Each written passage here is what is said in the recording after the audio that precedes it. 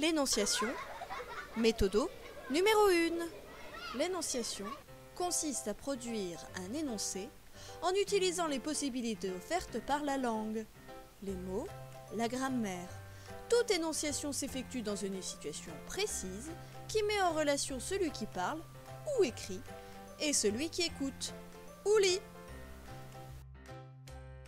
Le texte, qui vise à produire un sens et à le communiquer, résulte d'une énonciation, mais il ne garde pas toujours les traces de la situation dans laquelle il a été énoncé. La première démarche pour comprendre un texte est donc de repérer ses marques d'énonciation en recherchant dans la forme de l'énoncé qui parle ou écrit, à qui, où et quand. Le locuteur et le destinataire. Chaque acte d'énonciation met en relation un locuteur, celui qui énonce, et un destinataire, celui à qui est adressé le message. Étudier les marques d'énonciation, c'est d'abord repérer les indices de cette communication entre je et tu. Les indices de personne. Les pronoms personnels et les possessifs de la première et de la deuxième personne ne se comprennent pas en dehors d'une situation d'énonciation précise. Je désigne le locuteur, tu le destinataire. En revanche, il, troisième personne, désigne quelqu'un ou quelque chose qui a déjà été nommé dans l'énoncé et ne dépend pas de la situation d'énonciation.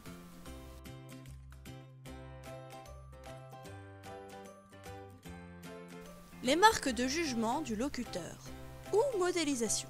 Certains mots indiquent la façon dont il prend position quand il s'exprime. Ses certitudes, ses doutes, ses volontés.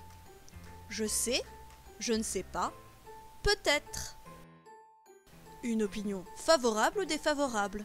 Je regrette, il est agréable, heureusement. Un jugement valorisant ou dévalorisant, mot à suffixe péjoratif, chauffard, jaunasse, ou donnant une appréciation, bon, mauvais, beau, laid.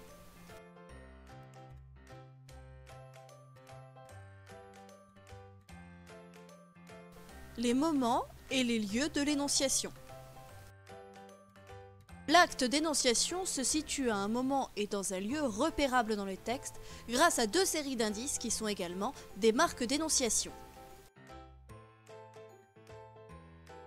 Des indices de lieu et de temps. Des repères spatiaux qui situent un lieu par rapport à la position du locuteur dans l'espace. Ici, à ma droite. Des repères temporels qui définissent un moment par référence à celui où l'on parle maintenant, hier, dans un an.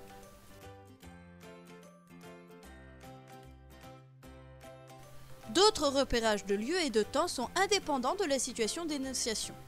À Paris, en 1789, repérage géographique, historique, c'est-à-dire objectif.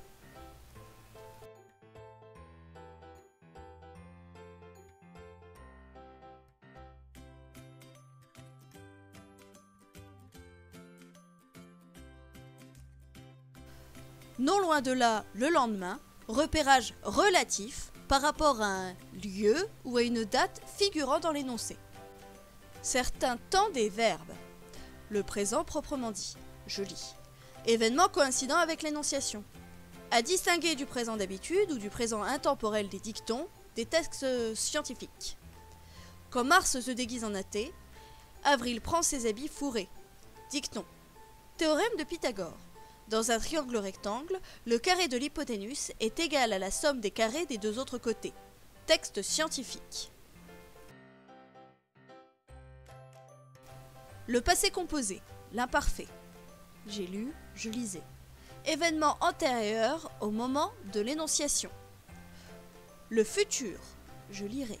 Événement postérieur au moment de l'énonciation. Attention, les autres temps situent les événements les uns par rapport aux autres et non par rapport au moment de l'énonciation.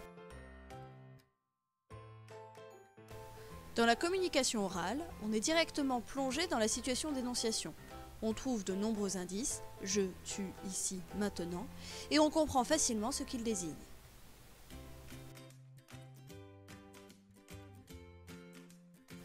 Dans la communication écrite, on trouve également des textes comportant des indices d'énonciation, mais d'autres se caractérisent par la rareté ou l'absence volontaire de tels indices.